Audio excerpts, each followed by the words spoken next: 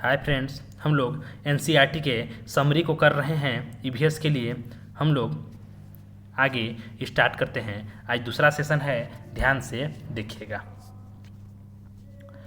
वल्लम।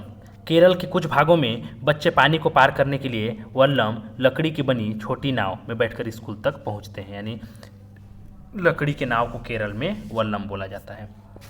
आगे आइए देखते हैं। राजस्थान। हम रेगिस्तान में रहते हैं। हमारे यहाँ दूर दूर तक रेत ही रेत नज़र आती है। दिन में तो रेत खूब तपती है। हम ऊँट गाड़ी में बैठकर स्कूल पहुँचते हैं। यानी रेगिस्तान में ऊँट गाड़ी का प्रयोग करते हैं स्कूल जाने के लिए।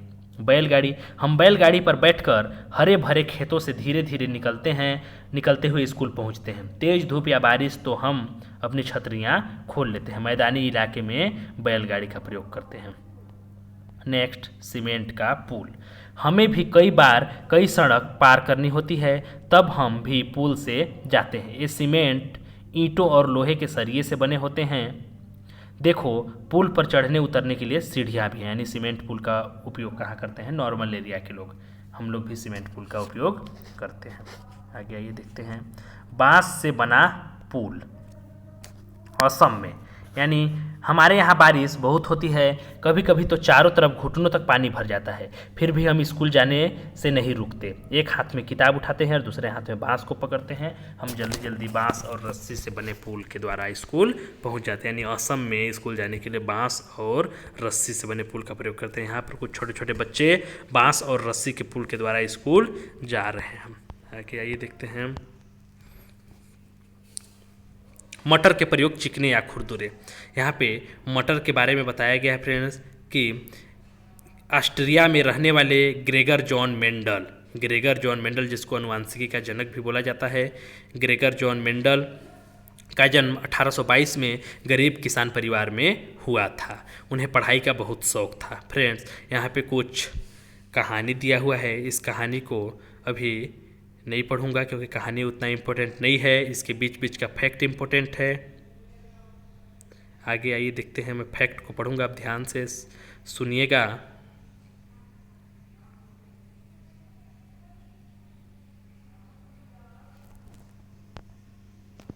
यहाँ पढ़ता हूँ, देखिए। मेंडल ने पौधों में क्या पाया था? उन्होंने पाया कि मटर के पौधों में कुछ ऐसे गुण होते हैं जो जोड़ियों में आते हैं, जैसे बीज का चिकना या खुरदुरा। यानी जो बीज चिकना होगा तो उसके जोड़ी भी चिकना होगा, और जो खुरदुरा होगा उसका जोड़ी भी खुरदुरा होगा। पीला या हरा होना। अगर पौधे के तने का लंबा या नाटा होना पर बीज चिकने वाले और खुरदुरे बीज वाले पौधे, बच्चे भी यानी अगली पीढ़ी के पौधे में भी बीज या तो चिकना होगा या तो खुरदुरा होगा। यानी अगर एक पीढ़ी में चिकना हुआ तो उसको अगर बोएंगे तो फिर से चिकना ही होगा, और खुरदुरा हुआ तो खुरदुरा ही होगा। इस पर बताया गया है।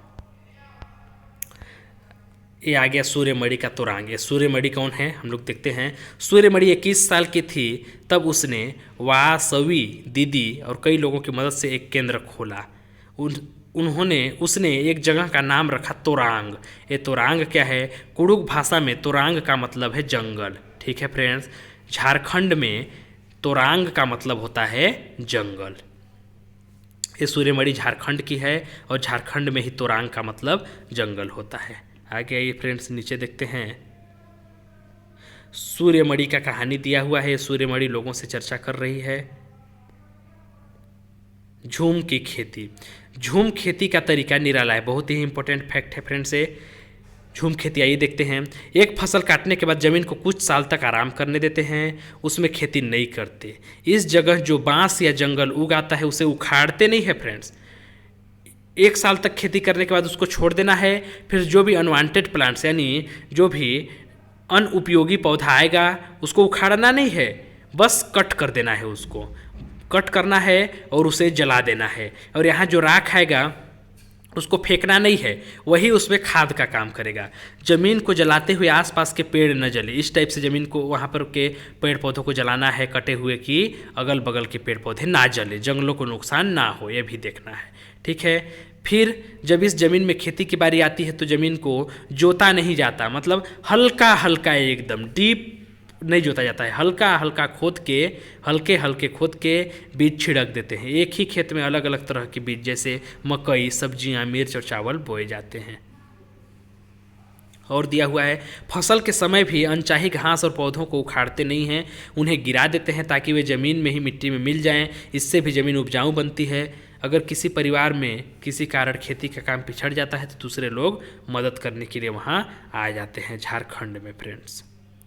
आगे आइए देखते हैं, फसल पकने पर गांव में सबसे बड़ा त्यौहार मनाया जाता है। सब साथ में खाना पकाते हैं, खाते हैं और मज़े करते हैं। चेराओ नाच भी करते हैं। इस नाच में ज़मीन पर बांस की डंडी लेकर दो दो लोग की जोड़ी आमने सामने बैठती है। ढोल की ताल पर डंडियों को ज़मीन पर पीटते हैं।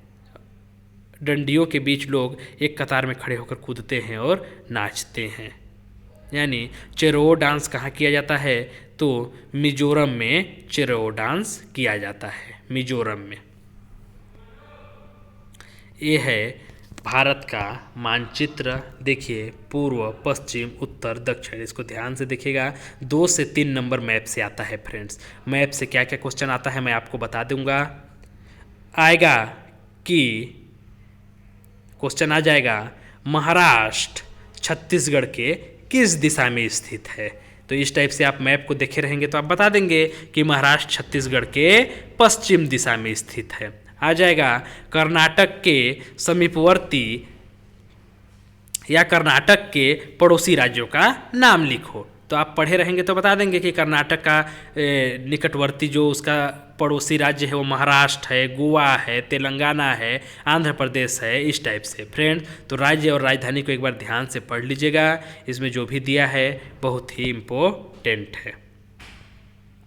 आगे आइए देखते हैं, जंगल अधिकार कानून 2007। यह कानून आदिवासियों को जंगल पर उनका हक दिलाता है। जो लोग कम से कम 25 साल से जंगल में रह रहे हैं उनका वहाँ अधिकार हो गया है। यानी जो लोग 25 साल से जंगल में रह रहे हैं फ्रेंड्स, उसको वहाँ से नहीं निकाल सकते। आगे आइए देखते हैं, किसके जंगल? ये भी वही सूर्यमणि का ही कहानी है, झारखंड का तोरांग वाला। एक सच्ची कहानी। सूर्यमणि एक चमकता सितारा, गर्ल स्टार हैं। चमकते सितारे उन साधारण लड़कियों की असाधारण कहानियां हैं जिन्होंने स्कूल जाकर अपनी ज़िंदगी बदल ली। फ्रेंड्स याद रखिएगा।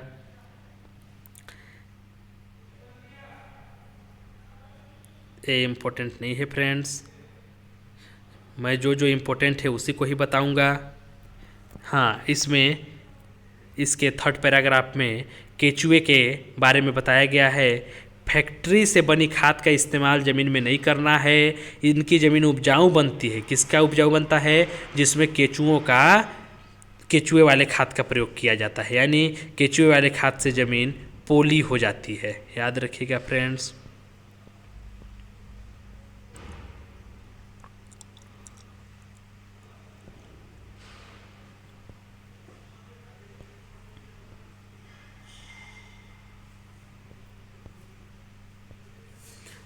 आगे आइए देखते हैं, तुम्हारे अंदर धड़कती घड़ी।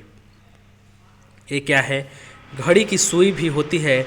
टिक टिक की आवाज़ तो तुमने सुनी होगी। क्या तुमने कभी सुना या देखा है कि डॉक्टर हमारी छाती पर स्टेथोस्कोप लगाकर हमारी धड़कन सुनते हैं? यानी हमारी धड़कन को डॉक्टर जिस मशीन से सुनता है उसको स्टेथोस्कोप बोलते हैं। ये है भूकंप के बारे में बताया गया है। अहमदाबाद में 26 जनवरी 2001 को भूकंप आया था। क्या क्या नुकसान हुआ था? आज सुबह गुजरात में आए भूकंप में कम से कम 1000 लोग के मरने की आशंका है। कई हजार लोग घायल हो गए हैं। बचाव एवं राहत कार्य जारी है। अहमदाबाद शहर के कम से कम 150 इमारतें ढह गई। इनमें लगभग 1 दर्जन बहुमंजिल इमारत थी। आज शाम तक इनके नीचे से कम 250 निकाले जा चुके हैं। इस टाइप से फ्रेंड्स भगदड़ हुआ था भूकंप से। आइए देखते हैं, श्रीनगर के घर पर एक नज़र। वाह, पानी में फ्रेंड्स, पानी में। श्रीनगर में बाहर से आए कई टूरिस्ट हाउस बोट में रहते हैं। इन घरों को हाउस बोट कहते हैं। हाउस बोट 80 फुट तक लंबे होते हैं और बीच में इनकी चौड़ाई 8 से 9 फुट होती है। हाउस बोट और कई बड़े घर के अंदर की छत लकड़ी की सुंदर नक्काशी होती है। उनका छत देखिए फ्रेंड्स, कितना सुंदर लकड़ी से डिजाइन बना हुआ है। इनमें एक खास डिजाइन खत्म बंद है जो जिक्सा पजल जैसा दिखता है। इस टाइप से डिजाइन है जिसको खत्म बंद कहते हैं, जो जिक्सा पजल जैसा दिखता है। यहाँ के पुराने घरों की खासियत है कि ये जालीदार खिड़कियाँ हैं। पुराने घरों में जालीदार खिड़कियाँ हैं। ये बाहर की ओर उभरी होती हैं। इन्हें डब कहते हैं। बहुत ही इम्पोर्टेंट फैक्ट है फ्रेंड्स कि जालीदार खिड़कियाँ पुराने घरों में होती हैं। ये बाहर की ओर उभरी होती है। इन्हें डब कहते हैं। इनमें बैठकर बाहर का नज़ारा बढ़िया दिखता है। आइए देखते हैं और क्या फैक्ट्स है। बोट की तरह बने लकड़ी के डोंगे पानी पर तैरते रहते हैं। श्रीनगर की डल लेक और झेलम नदी में इन डोंगों में कई परिवार रहते हैं। मकान की तरह इस डोंगे में भी अलग अलग कमरे होते हैं। ठीक है, आगे आइए देखते हैं। पत्थरों को काटकर एक के ऊपर एक रखकर बनाए गए घर कश्मीर के गांवों में दिखते हैं। पत्थरों के ऊपर मिट्टी की पुताई की जाती है और लकड़ी का भी इस्तेमाल किया जाता है। इन घरों की छत ढलवा होती है। ठीक है, यहाँ के पुराने घरों की खासियत है पत्थर, ईंट और लकड़ी को मिलाकर बनाना। घरों के दरवाजे खिड़कियों पर डिजाइनदार मेहराब बने होते हैं, यानी बहुत ही डिजाइन किए गए होते हैं। आगे आइए देखते हैं।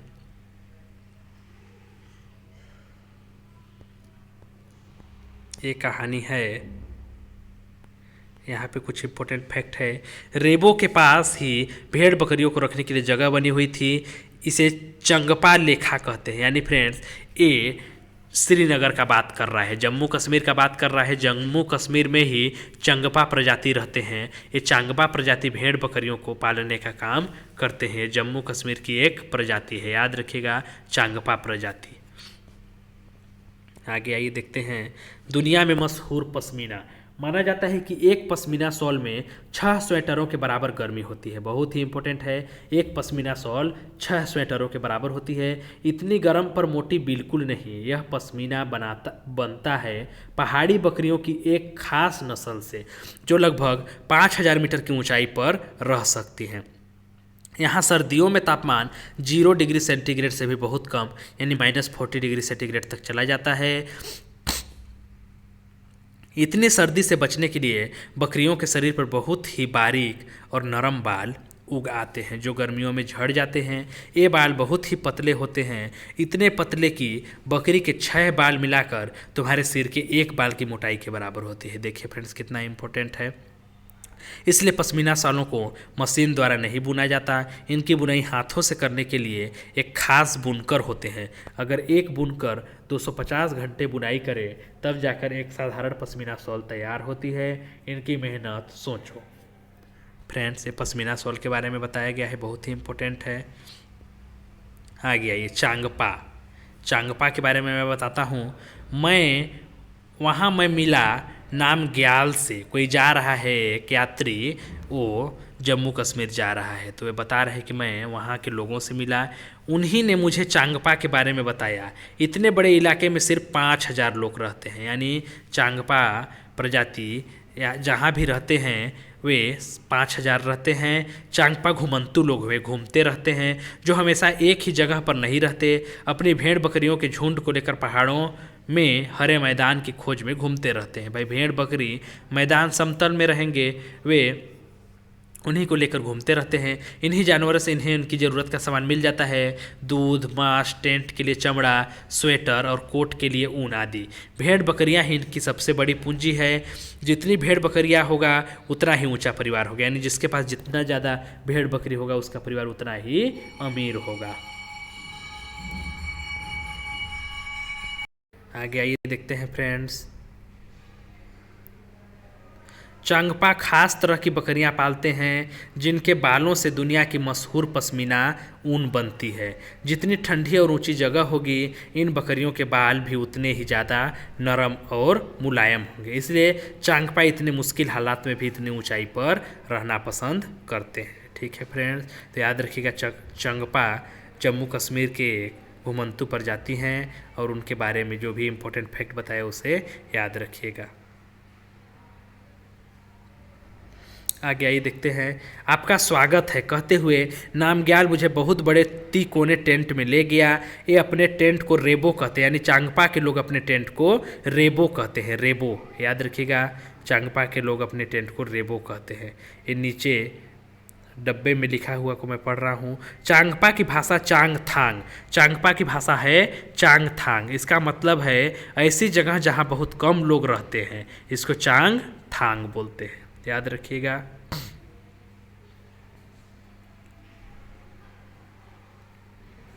नीचे आइए। दुनिया की चोटी पर लोगों का बसेरा, बहुत ही इम्पोर्टेंट है, ये भी पढ़ रहा हूँ, सुनिएगा। अब समय था आगे बढ़ना। टेढ़े मेढ़े सकरे पहाड़ी रास्तों से होते हुए मैं बहुत ऊंचाई पर जा रहा था। कहीं सड़क, कहीं बड़े बड़े पत्थर, लोनर का चलना मुश्किल से भरा था। अब मैं चांगथांग इलाके की ओर बढ़ रहा था। लगभग 5000 मीटर की ऊंचाई पर बना यह मैदानी इलाका बिल्कुल सुनसान और पथरीला था।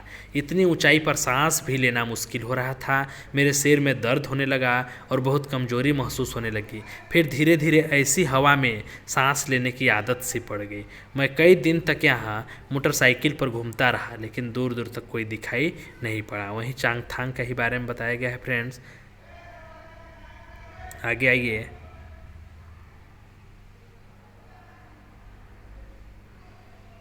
तासी के घर पर, ये भी वहीं के बारे में है। तासी का जोर चला और मुझे खींचकर अपने घर ले गया। उसका घर 2 मंजिला था। पत्थरों को काट कर एक के ऊपर एक रखकर बनाया गया था, यानी जम्मू कश्मीर के घरों के बारे में ही बताया गया है। उन पर मिट्टी और चूने से पुताई की हुई थी। अंदर से घर छप्पर जैसा लग रहा था। हर तरफ घास फूस पड़ी हुई थी। तासी मुझे लकड़ी की सीढ़ियों से पहली मंजिल पर ले गया। वाह क्या बात है, 2-2 3-3 मंजिल का घर था। उसने बताया कि वह और उसका परिवार ऊपर की मंजिल पर रहता है और नीचे की मंजिल पर जानवर के रहने की जगह थी और ज़रूरत का सामान इकट्ठा करके रखते थे। सर्दी के दिनों में अक्सर इनका परिवार भी नीचे की मंजिल पर जानवरों के साथ ही रहता था। नीचे की मंजिल में कोई खिड़की नहीं था। छत को मजबूत बनाने के लिए पेड़ों के मोटे तने का इस्तेमाल किया हुआ था। फिर तासी मुझे घर की छत पर ले गया। आसपास का नज़ारा तो देखते ही बनता था। सभी घरों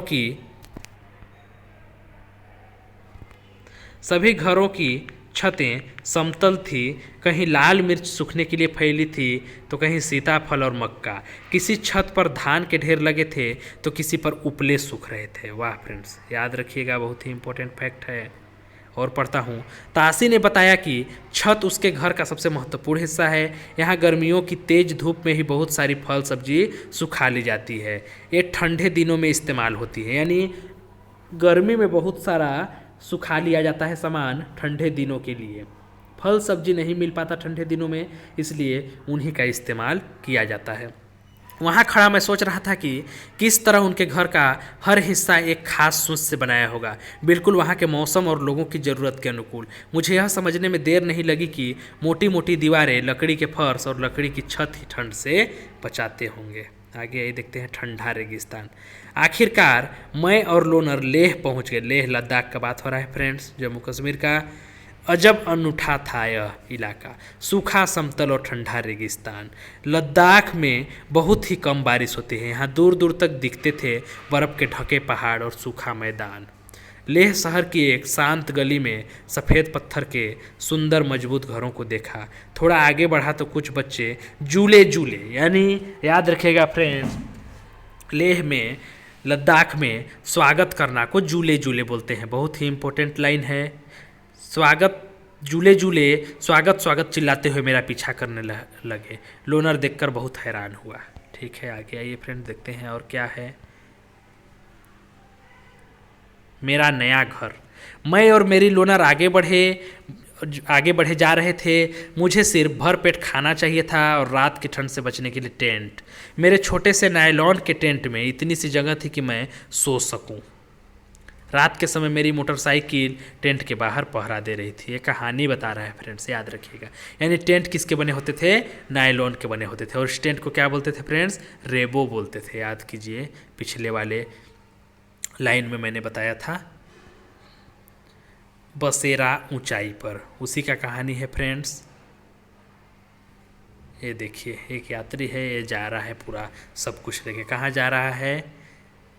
लेह जा रहा है, जहाँ चांगथा प्रजाति रहते हैं। आगे आइए फ्रेंड्स, देखते हैं और क्या है इम्पोर्टेंट।